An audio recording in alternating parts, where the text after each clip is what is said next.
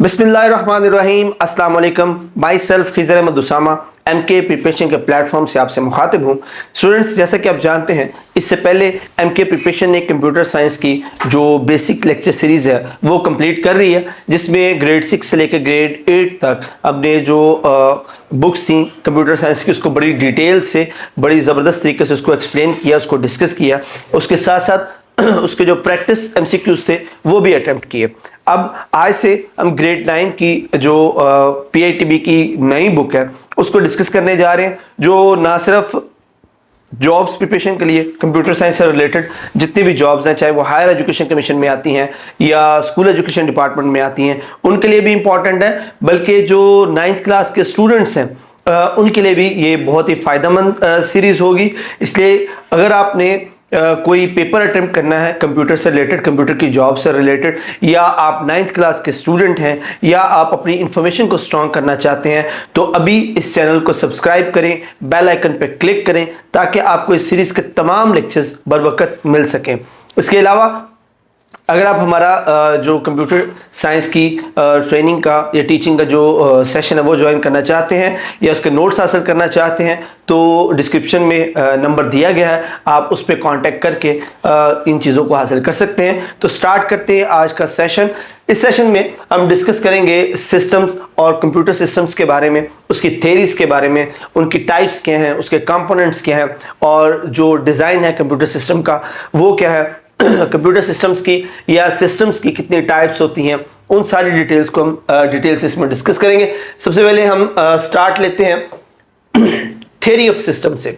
सबसे पहले theory of system समझने से पहले हमें समझना होगा कि सिस्टम क्या होता है। तो इंफॉर्मेशन सिस्टम एक्चुअली एक ऑर्गेनाइज सेट ऑफ कंपोनेंट्स होता है जो आपस में कोऑर्डिनेट करते हैं एक डेजिग्नेटेड फंक्शन को परफॉर्म करने के लिए।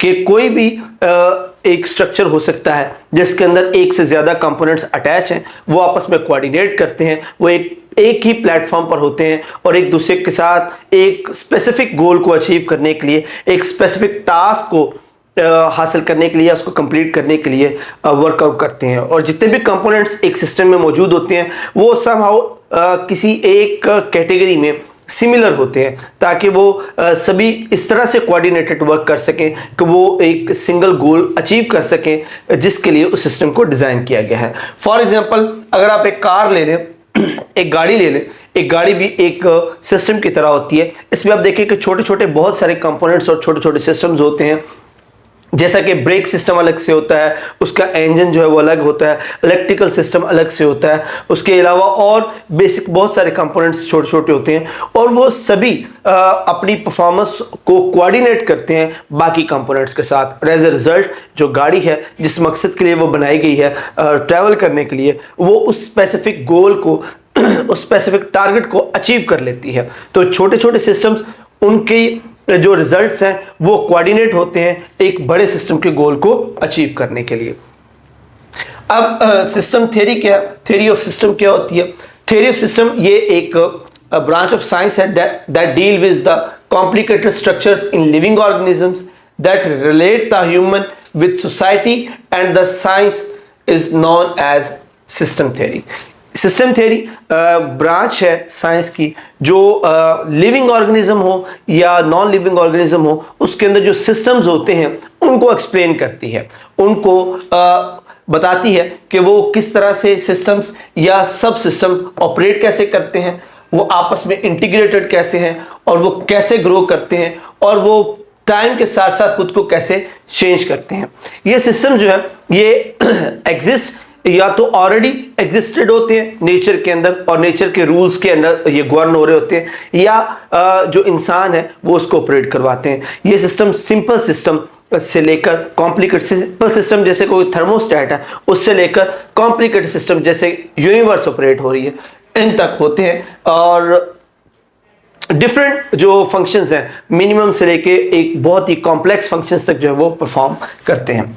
अब बेसिक कंपोनेंट्स क्या होते हैं सिस्टम के? सिस्टम जो है system is described bye it's objectives, components, communication, among components and environment in which it works।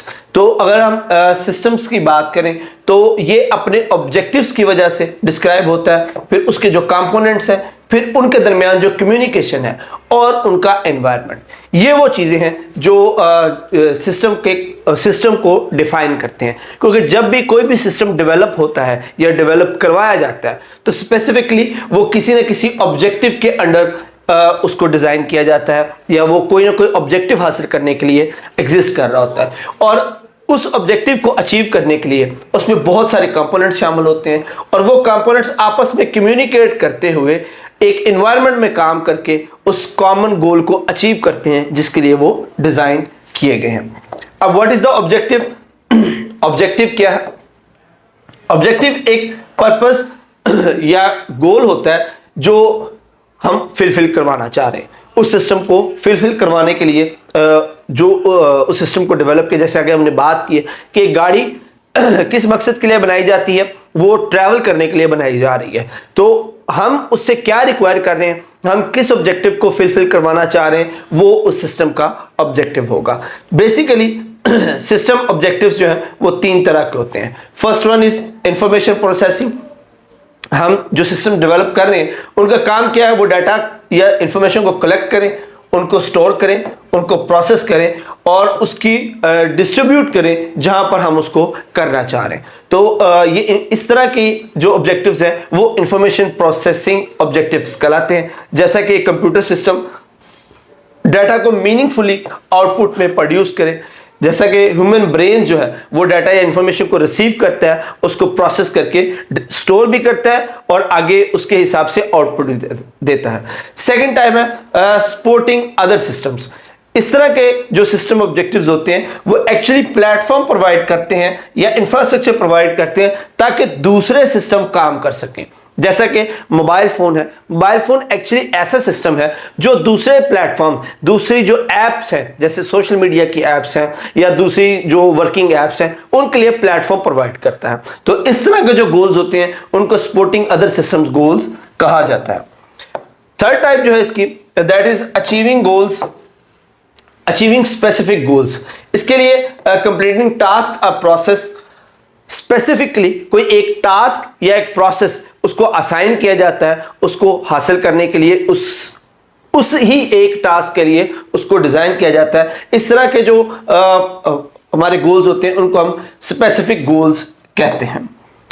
Okay ji, moving further, यहाँ पे थोड़ी सी इंटरेस्टिंग इंफॉर्मेशन है। बिफोर इससे पहले ये सिस्टम जो बात कर चुके हैं, इंफॉर्मेशन प्रोसेसिंग के लिए गोल्स के लिए जो सिस्टम्स हैं, जैसे ब्रेन है, ये इंफॉर्मेशन प्रोसेसिंग के लिए गोल्स के लिए कुदरत ने डेवलप किया हुआ। सेल फोन जो है वो सपोर्टिंग अदर सिस्टम के तौर पर डेवलप किया गया। थर्मोस्टेट जो एक स्पेसिफिक गोल, जैसे टेम्परेचर को मेजर करना, उसके लिए बनाया गया। यहाँ पे कुछ इंटरेस्टिंग इंफॉर्मेशन है आपके ब्रेन के बारे में कि एक कितना अमेजिंगली हमारा ब्रेन जो है वो काम करता है। कि हमारा जो ब्रेन है वो नेटवर्क कम्युनिकेशन की एक बेहतरीन मिसाल है, जिसके अंदर न्यूरॉन्स जो है वो एक दूसरे के साथ कोऑर्डिनेट करके सिग्नल्स को एक जगह से दूसरी जगह पहुंचाते हैं। अब अगर आप ब्रेन की पावर को कम्यूट करें तो यू कैन सी कि हमारा जो ब्रेन है तकरीबन 20 वॉट तक की इलेक्ट्रिकल एनर्जी बनाता है, जिससे हम एक छोटा लाइट एलईडी बल्ब जो है वो जला सकते हैं। इसके अलावा हमारा जो ब्रेन के अंदर जो थॉट्स हैं, जो ब्रेन सिग्नल्स मूव होते हैं, उसकी speed almost 268 miles per hour है, much faster than a formula 1 race car. कि हमारे ब्रेन में जो सिग्नल ट्रेवल करता है 268 माइल्स पर आवर की स्पीड से ऑलमोस्ट वो सिग्नल ट्रेवल करता है, जो कि एक फार्मूला रेस कार से भी कहीं ज्यादा है। और इसके अंदर ऑलमोस्ट 86 बिलियन न्यूरॉन्स शामिल हैं। आप देख सकते हैं कि ये सिस्टम कितना कॉम्प्लिकेटेड है और कितना इफेक्टिवली काम करता है कि आपकी बॉडी के अंदर जितने भी सिस्टम्स हैं उनके साथ कोऑर्डिनेट करता है और हर सिस्टम अपना अपना स्पेसिफिक गोल जो है वो उसको परफॉर्म कर रहा है। नेक्स्ट हम बात करते हैं सिस्टम का एक बड़ा बुनियादी जुज, that is a component. Component क्या है? ये असल में बिल्डिंग ब्लॉक है किसी भी सिस्टम का। कोई भी सिस्टम जो है वो उसके कंपोनेंट्स पर मुश्तमिल होता है। उसके कंपोनेंट्स मिलकर एक मेजर सिस्टम डेवलप करते हैं। अगर आप कंप्यूटर भी देखें तो उसके अंदर भी बहुत सारे कंपोनेंट्स हैं जो मिलकर उस एक सिस्टम को बनाते हैं। अब कोई सिंपल सिस्टम हो या कॉम्प्लेक्स सिस्टम हो, अगर एटॉमिक लेवल का कोई सिस्टम, एक एटम है, उसके कंपोनेंट्स क्या हैं, उसके सब एटॉमिक पार्टिकल्स हैं, उससे लेके आप यूनिवर्स की बात कर लें, यूनिवर्स के अंदर मिलियंस ऑफ जो स्टार्स और प्लैनेट्स हैं वो सारे उसके कंपोनेंट्स हैं। तो components actually basic building block होता है किसी भी सिस्टम का, जो उस सिस्टम को फंक्शन करता है और उसके जो गोल्स हैं उसको अचीव करने में मदद करता है। ओके जी, मूविंग फर्दर, उसके बाद जो अहम चीज है किसी सिस्टम के लिए, दैट इज एनवायरनमेंट। अब एनवायरनमेंट क्या है? एनवायरनमेंट में वो सब कुछ आता है जो एक्सटर्नली सिस्टम के साथ इंटरेक्ट करता है। अब एक्सटर्नल फैक्टर्स कोई भी जिसके अंदर भी आपका सिस्टम काम कर रहा है, वो सारे फैक्टर्स जिसके साथ आपका सिस्टम जो है वो इंटरेक्ट कर सकता है, उसको हम उसका एनवायरनमेंट कहते हैं। अब सिस्टम ऑपरेशन में वो एनवायरनमेंट डायरेक्टली या इनडायरेक्टली उसकी आउटपुट को मुतासिर करते हैं, और वो सारी चीजें जो किसी भी तरह सिस्टम की प्रोसेसिंग को या सिस्टम की इनपुट को या सिस्टम की आउटपुट को अफेक्ट कर सकते हैं, वो सारी की सारी चीजें सिस्टम का एनवायरनमेंट कहलाती हैं। अब डिफरेंट प्रॉपर्टीज की बेस पर हम जो उसका जो एनवायरनमेंट है उसको बेसिकली दो कैटेगरीज में डिवाइड करते हैं। First one is static and dynamic, and second one is deterministic and non deterministic. सबसे पहले हम बात करते हैं स्टैटिक और डायनामिक की। स्टैटिक एक ऐसा एनवायरनमेंट है जो अनचेंज रहता है unless the system provides an output. Static environment ऐसा एनवायरनमेंट है कि जब तक सिस्टम उसको कोई आउटपुट नहीं देता तब तक वो एनवायरनमेंट चेंज नहीं होता, वो वही रहता है जैसा वो था, अनलेस के कोई सिस्टम उसको आउटपुट प्रोवाइड ना करे अपनी वर्किंग को चेंज करने के लिए। जबकि डायनामिक एक ऐसा एनवायरनमेंट है जो चेंज होता रहता है इंडिपेंडेंटली, वो चाहे सिस्टम उसको आउटपुट दे या ना दे, डायनामिक एनवायरनमेंट अपनी जरूरत के हिसाब से खुद को इवॉल्व करता रहता है, चेंज करता रहता है। दूसरी जो टाइप है एनवायरनमेंट की, that is deterministic and non deterministic. Deterministic system जो उसको कैरेक्टराइज किया जाता है by fully known and certain impact of its output on the environment.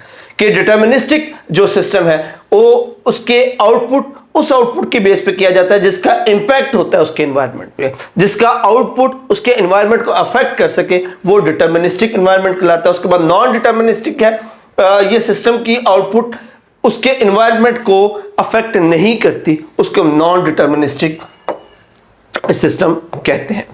Next आ जाता है ये कम्युनिकेशन। अगेन कम्युनिकेशन जिसके हम पहले पढ़ चुके हैं कि एक सिस्टम बेसिकली कंप्राइज होता है बहुत सारे कंपोनेंट्स के साथ, और वो कंपोनेंट्स जब तक आपस में कोऑर्डिनेट नहीं करेंगे सिस्टम जो है वो प्रॉपर फंक्शन नहीं कर सकता। तो एक सिस्टम की प्रॉपर फंक्शनैलिटी के लिए उसके जितने भी कंपोनेंट्स हैं उनके दरमियान परफेक्ट कोऑर्डिनेशन बहुत जरूरी है। अगर मैं एक सादा सी मिसाल दूं कि एक सादा से टास्क के लिए भी बहुत ज्यादा कोऑर्डिनेशन की जरूरत होती है। फॉर एग्जांपल अगर आप लिखना भी चाह रहे हैं, मैं ह्यूमन बॉडी के सिस्टम्स की बात कर रहा हूं, अगर आप लिखना चाह रहे हैं कोई वर्ड अपने हाथ से पेन से लिखना चाह रहे हैं तो उसके लिए आपकी उंगलियों के मसल्स, आपके बाजू के बहुत सारे मसल्स, शोल्डर के मसल्स, आपकी आईज के मसल्स, आपका ब्रेन, आपका बाकी ये सारी साइड वाला जो सिस्टम है, ये सारी चीजें इन्वॉल्व होती हैं और परफेक्ट कोऑर्डिनेशन में होती हैं, देन आप कोई वर्ड लिख पाते हैं। तो सिस्टम के कंपोनेंट्स जब तक आपस में कम्युनिकेट नहीं करेंगे, आपस में कोऑर्डिनेट नहीं करेंगे,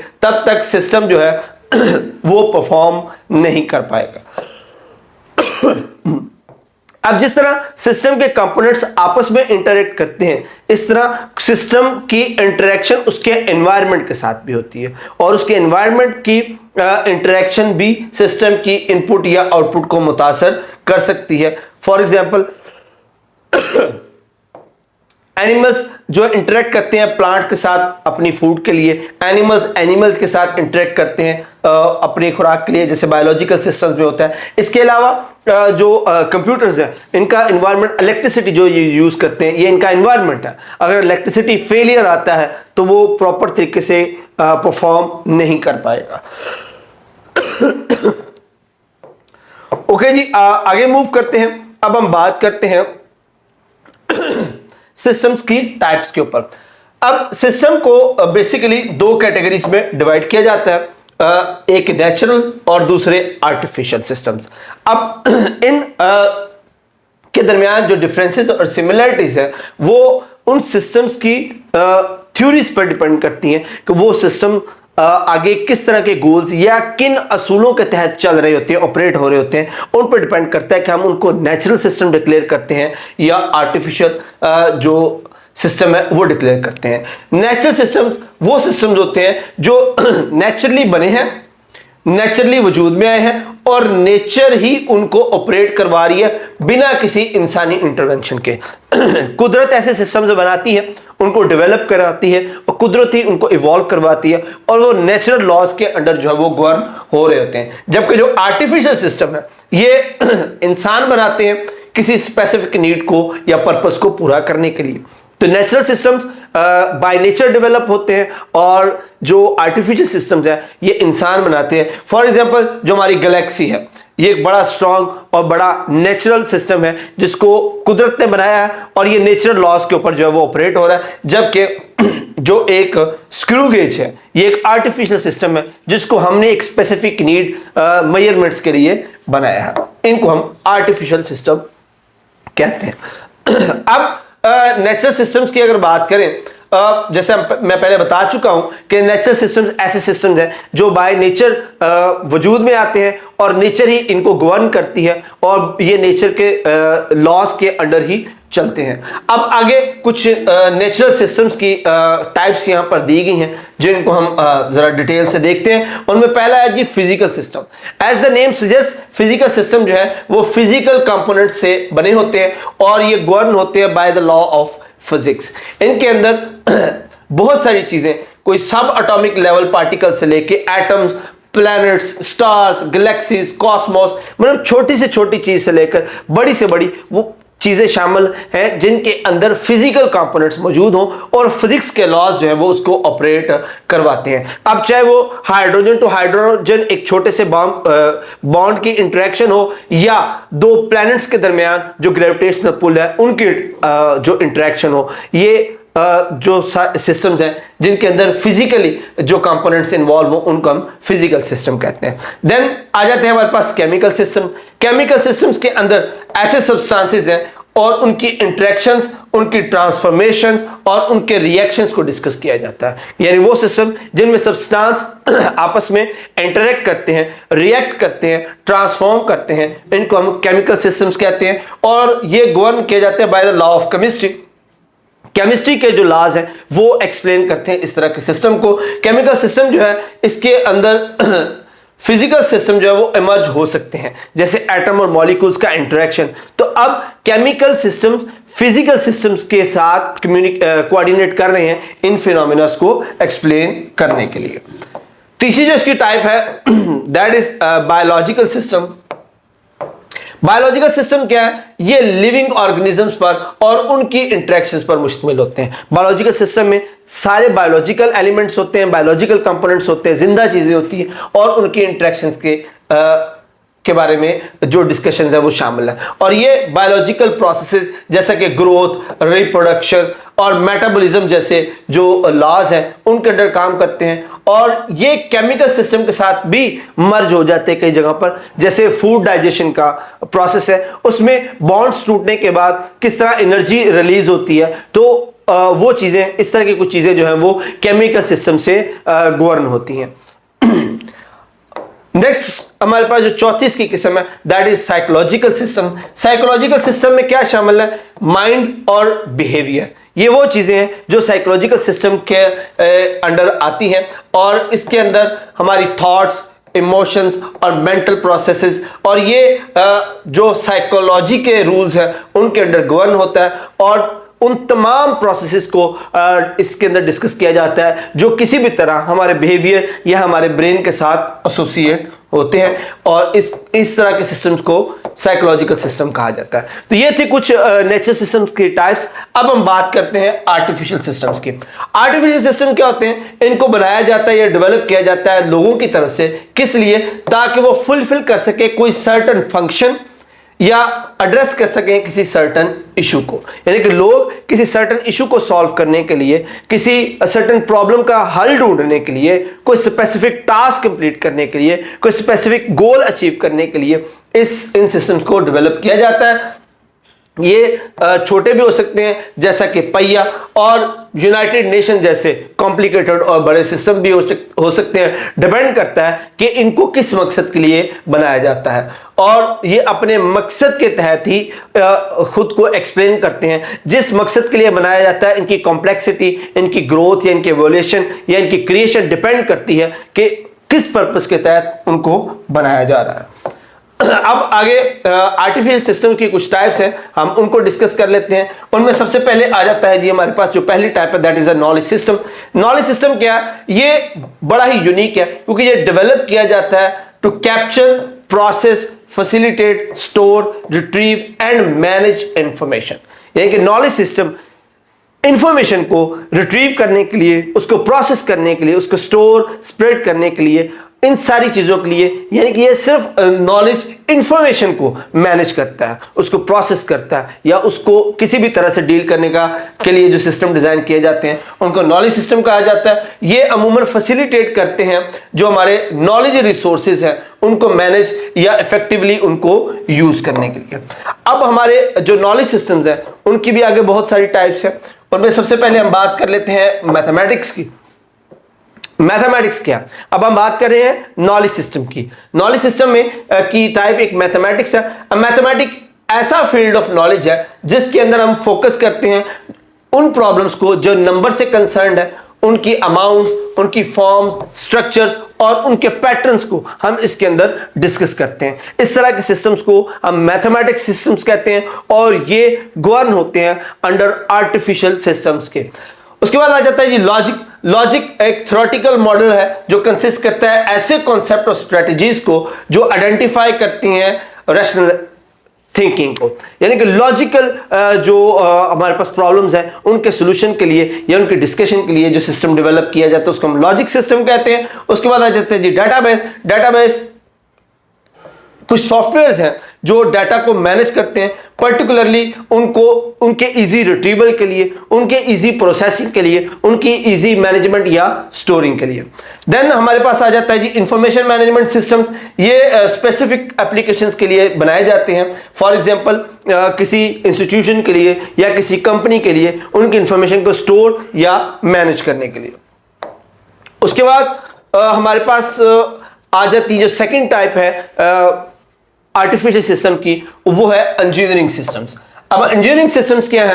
इंजीनियरिंग सिस्टम जो है वो कॉम्प्लेक्स फ्रेमवर्क्स को या डिवाइसेस को अप्लाई करते हैं उन कॉन्सेप्ट्स को, ताकि एक सर्टेन टास्क को सॉल्व करने के लिए, कोई टेक्निकल चैलेंजेस को सॉल्व करने के लिए कुछ ऐसा बनाया जाए जो इन चैलेंजेस या प्रॉब्लम्स को टैकल कर सके। इंजीनियरिंग सिस्टम्स के अंदर हमारी कोशिश ये होती है कि कोई सिंपल प्रॉब्लम है या कॉम्प्लेक्स टेक्निकल प्रॉब्लम है, उसके सॉल्यूशन के लिए आइदर कोई एल्गोरिदम डिजाइन करना पड़ रहा है या कोई डिवाइस डिजाइन करनी पड़ रही है, वो सभी के सभी इंजीनियरिंग सिस्टम की अम्ब्रेला के अंडर आते हैं। अब इंजीनियरिंग सिस्टम की भी आगे काफी सारी टाइप्स हैं उनकी जो वर्किंग के लिहाज से। उनमें जो उसकी पहली टाइप है that is civil engineering system. अब सिविल इंजीनियरिंग ये रिलेट होती है कंस्ट्रक्शन या development such as construction of houses, roads, bridges and even maintaining these structures. तो सिविल इंजीनियरिंग सिस्टम जो है इनका प्राइम फोकस जो होता है कंस्ट्रक्शन ऑफ बिल्डिंग्स या उनकी मेंटेनेंस, ये सारी चीजें जो है वो सिविल इंजीनियरिंग सिस्टम में आती हैं। उसके बाद हमारे पास आ जाती है mechanical engineering system. As the name suggest जो मैकेनिकल प्लानिंग्स है या मैकेनिकल डिवाइसेस की क्रिएशन है, उनकी यूटिलाइजेशन है या उनसे कोई काम करवाना है जो मैकेनिकल डिवाइसेस से रिलेटेड है, वो मैकेनिकल इंजीनियरिंग सिस्टम्स में आता है।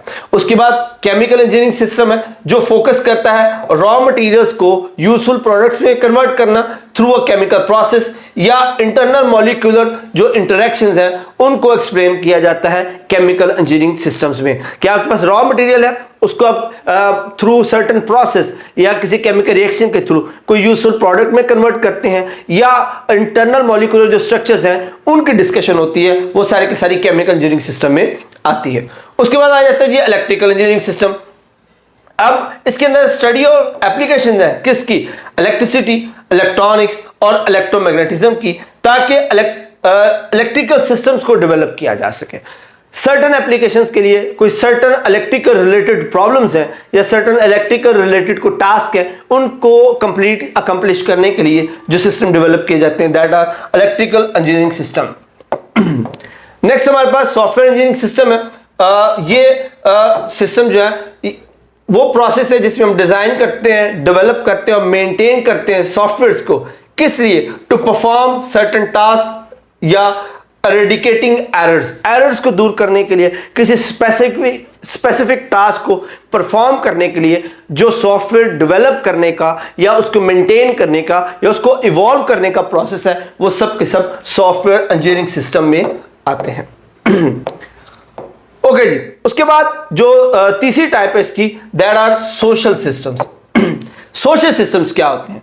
सोशल सिस्टम जो है ये स्ट्रक्चरल फ्रेमवर्क्स हैं जो एस्टैब्लिश किए जाते हैं किसी एक शख्स की तरफ से या किसी सोसाइटी की तरफ से सोशल इंटरेक्शंस को, सोशल ऑर्गेनाइजेशन को और जो कम्युनल एंडेवर्स हैं उनके लिए। यानी कि एक सोसाइटी के अंदर कोई एक पर्सन या ग्रुप ऑफ पर्सन सोसाइटी की बेटरमेंट के लिए, उनके एवोल्यूशन के लिए, उनकी सहूलत के लिए जो सिस्टम्स डेवलप किए जाते हैं वो सब के सब सोशल सिस्टम्स में आते हैं। It includes academic institutions like school, colleges, universities, जहां पर जो सोसाइटी के बच्चे या सोसाइटी के लोग जो है वो नॉलेज गेन कर सकते हैं। Second is governments. गवर्नमेंट जो है वो ऑर्गेनाइजेशनल इंस्टीट्यूशंस हैं जो एक वेल्ड अथॉरिटी या कंट्रोल रखते हैं कम्युनिटी या कंट्री को ऑपरेट करवाने के लिए, किसी एक कम्युनिटी को, किसी कंट्री को रेगुलेट करने के लिए या उसको फैसिलिटेट करने के लिए जो इंस्टीट्यूशंस या अथॉरिटीज बनाई जाती हैं वो सारे के सारे गवर्नमेंट्स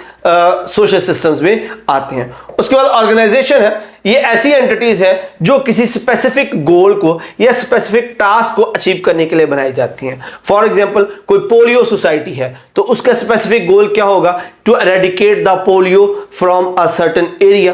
तो इस तरह की जो ऑर्गेनाइजेशंस हैं वो भी सोशल सिस्टम्स के अंडर आती हैं।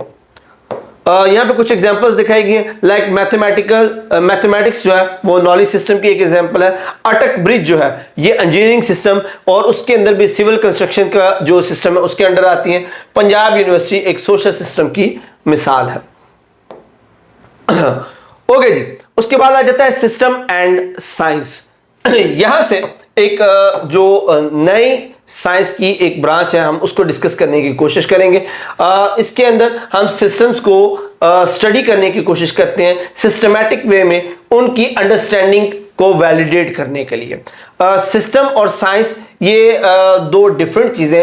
अब साइंस को भी हम डिवाइड कर सकते हैं दो मेन कैटेगरीज के अंदर, natural science and design science. ये दो कैटेगरीज हैं जिसमें हम साइंस को डिवाइड कर सकते हैं। दोनों साइंसेस जो है वो सिस्टम को स्टडी करने के लिए इस्तेमाल होती हैं, बट ये दोनों एक डिफरेंट तरीके से सिस्टम्स को अप्रोच करती हैं।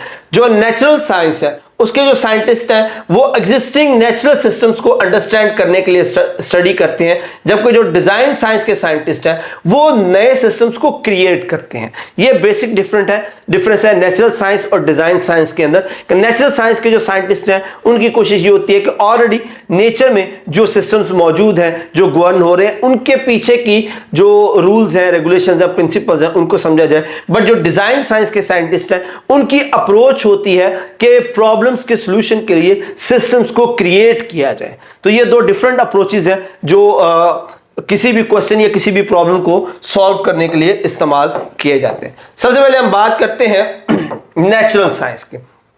नेचुरल साइंस जो है वो अनकवर करती है objectivity and functionality of natural system in the natural world. कि नेचुरल वर्ल्ड के अंदर जो नेचुरल सिस्टम्स मौजूद हैं वो उनके ऑब्जेक्टिव्स क्या हैं, वो कैसे फंक्शन कर रहे हैं और उनके पीछे की साइंस क्या है। इसको अंडरस्टैंड करने के लिए नेचुरल साइंटिस्ट जो है वो एक empirical cycle of natural science को फॉलो करते हैं। Empirical science cycle of natural science. अब empirical cycle of natural science यहां पर आप देख सकते हैं, it start with the observation. ये इसका पहला स्टेप है कि आप किसी प्रॉब्लम को ऑब्जर्व करते हैं और फिर उसके बाद उसमें से आप ऑब्जेक्टिव को निकालते हैं, क्वेश्चन को डिड्यूस करते हैं कि एक्चुअल प्रॉब्लम क्या है, देन आप अपनी ऑब्जर्वेशन की बेस पर उसके एक पॉसिबल सोल्यूशन देते हैं जिसको हम हाइपोथेसिस कहते हैं। फिर आप एक्सपेरिमेंट के जरिए उस हाइपोथेसिस को टेस्ट करते हैं और उसके जो रिजल्ट्स आते हैं उसको एनालाइज करते हैं और उन रिजल्ट्स की बेस पर आप उस प्रॉब्लम की कंक्लूजन को निकालते हैं। अब अगर तो वो कंक्लूजन जो है वो आपके प्रॉब्लम का सोल्यूशन दे दे तो ये साइकिल यहां पर खत्म हो जाता है। बट मोस्टली इस साइकिल की खूबसूरती ये है कि जब आप किसी प्रॉब्लम का सोल्यूशन निकाल लेते हैं तो वो फर्दर उसको मजीद डिवाइड कर देता है मजीद क्वेश्चंस के अंदर उसकी बेटर अंडरस्टैंडिंग के लिए, और अगेन ये साइकिल जो दोबारा शुरू हो जाता है। इस साइकिल को हम empirical cycle of natural science कहते हैं। ओके जी, फर्दर हम मूव करते हैं। हमारे पास जो डिजाइन साइंस है उसको अंडरस्टैंड करने के लिए हम क्या करते हैं। अब डिजाइन साइंस जो ये फोकस करती है designing and creating artifacts, tools, systems, methods to achieve specific goals.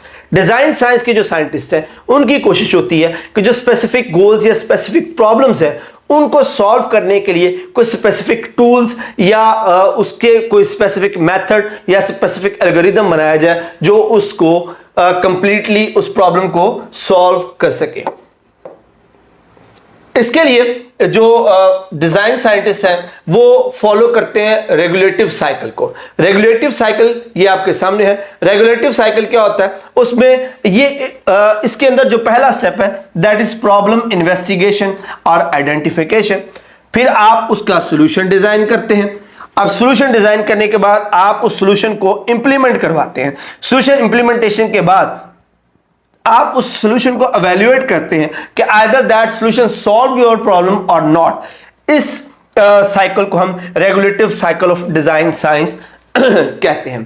अब इसके एग्जांपल्स की बात करें तो नेचुरल साइंस की आप अगर एग्जांपल देखें, स्टडीइंग द इकोसिस्टम या फॉरेस्ट को अंडरस्टैंड करना, उसके जो स्पीशीज उसके अंदर रह रही हैं या उसकी जो इंटरेक्शन है उसकी स्टडी या उसके बारे में पढ़ना या उसके बारे में नॉलेज हासिल करना नेचुरल साइंस के अंदर आता है। अब डिजाइन साइंस की अप्रोच क्या होगी इस हवाले से, वो कोई ऐसा सॉफ्टवेयर डेवलप करेगा, कोई ऐसा सिस्टम डेवलप करेगा जो फॉरेस्ट का डाटा कलेक्ट करे और उसकी कंजर्वेशन के लिए प्रॉपर इकदामात की तजवीज़ करे। You can see the difference कि जो नेचुरल साइंस है वो प्रॉब्लम्स को जो ऑलरेडी अवेलेबल रिसोर्सेज हैं उन्हीं को ही स्टडी करती है, बट जो डिजाइन साइंस है वो नए टूल्स को क्रिएट करवाएगी, नए मेथड्स जो है वो डिजाइन करती है उस प्रॉब्लम को एड्रेस करने के लिए। For this purpose they use regulative cycle of design science. Okay जी, that's it for the session. आज की सेशन के लिए इतना ही। इसका जो फर्दर नेक्स्ट पार्ट है इस चैप्टर का वो इंशाल्लाह हम नेक्स्ट सेशन में करेंगे। नेक्स्ट सेशन तक के लिए अपना बहुत सारा ख्याल रखिए। अगर आज के सेशन के हवाले से आपको कोई क्वेश्चन है तो वो आप कमेंट सेक्शन में पूछ सकते हैं। नेक्स्ट सेशन तक के लिए अपना बहुत सा ख्याल रखिएगा। अल्लाह हाफिज।